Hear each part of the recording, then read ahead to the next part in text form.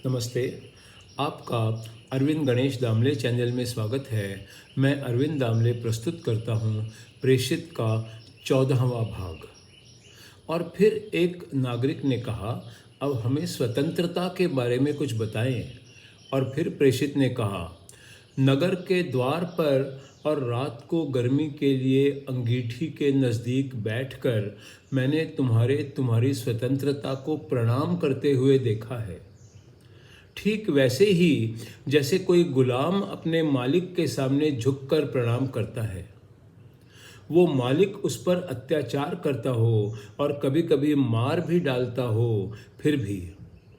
और मंदिर की बाग में और किले की दीवारों की छाया में मैंने तुम में से कई स्वतंत्र लोगों को देखा है जो उनकी स्वतंत्रता जैसे गर्दन पर हल रखा हो वैसे ही या हथकड़ियों की तरह खुद के पास संभाल कर रखते हैं। और मेरा हृदय अंदर ही अंदर लहूलुहान हो गया, क्योंकि तुम सिर्फ तब तक ही स्वतंत्र रह सकते हो जब तक स्वतंत्रता ही तुम्हारी गर्दन पर रहने वाला हल नहीं बन जाती, और स्वतंत्रता की इच्छा ही तुम्हें बांध कर रखने वाली रस्सी नहीं बन जाती। और जब तक तुम स्वतंत्रता ही अंतिम ध्येय है और वही पूर्ण है, इस तरह की डींगे मारना नहीं बंद कर देते। हाँ सच्ची, तुम तब तक ही स्वतंत्र होते हो जब तक दिन में तुम्हें कोई चिंता नहीं सताती और रात को तुम्हें कोई इच्छा या दुख नहीं सताता। लेकिन जब जिंदगी में सब चीज़ें होती हैं तो तुम उन्हीं के बंधन में अटके होते हो, और तुम स्वतंत्र तभी हो सकते हो जब तुम इन बंधनों से बाहर निकलते हो, पूरी तरह मुक्त होकर। और तुम तुम्हारे दिन और तुम्हारी रातों से बाहर कब आ सकते हो? तुम्हारे समझ आने के बाद से ही तुमने खुद को जिन बेड़ियों में जकड़ के रखा है उन्हें तोड़ देने के बाद ही। सच तो ये है कि जिसे तुम स्वतंत्रता कहते हो वो तुम्हें बांध रखने वाली सबसे मजबूत जंजीर है। वो जंजीर दिन की धूप में चमक रही हो फिर भी, और जिससे तुम्हारी आंखें चकाचौंध हो गई हों फिर भी। और सच्ची स्वतंत्रता हासिल करने के लिए तुम्हें जो फेंक देना है, जो छोड़ देना है, वो तुम्हारे ही एक पहलू के सिवा और क्या है। अगर तुम्हें कोई गलत कानून खारिज करना हो तो तुम्हें प्रतीत होगा कि तुमने खुद ने ही वो अपने ललाट पर पक्का कर दिया है।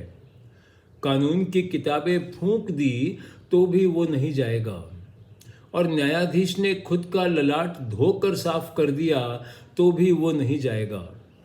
समुंदर का सारा पानी उस पर उड़ेल दिया तो भी, और तुम्हें अगर किसी क्रूर और अधम शासक को पद से हटाना है तो पहले ही तुम्हारे मन में उसके नाम का जो सिंहासन बना हुआ है उसे नष्ट करो।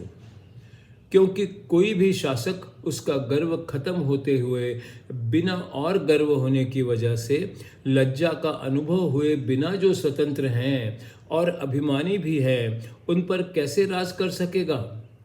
और अगर तुम्हें अपनी चिंता दूर करनी है तो याद रखो कि तुम्हारी चिंता किसी ने तुम पर थोपी नहीं है, तो तुमने खुद ही उसे चुना है।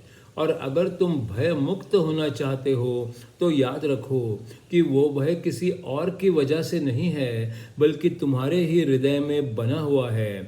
तुम्हें जो चीज़ें प्रिय हैं, जो चीज़ें डरावनी लगती हैं, जिन चीज़ों के बारे में तुम्हें श्रद्धा है, जो चीज़ें पाने के लिए तुम दौड़ धूप कर रहे हो और जो चीज़ें तुम टाल रहे हो, ऐसी हर चीज़ ने तुम्हें दबोच के रखा है, जैसे उजाला और परछाई एक दूसरे को पकड़ के रखते हैं। ये सब चीज़ें तुम्हारे अंदर आवागमन करती रहती हैं, और जब परछाई चली जाती है तो सिर्फ प्रकाश रह जाता है। तो शायद वो प्रकाश किसी और प्रखर प्रकाश की परछाई ही होता है। और इस प्रकार तुम्हारी स्वतंत्रता जब उसके बंधन एक एक करके तोड़ती जाती है तो वो स्वतंत्रता भी उससे और भी बड़ी स्वतंत्रता की नज़र में एक बंधन ही होती है।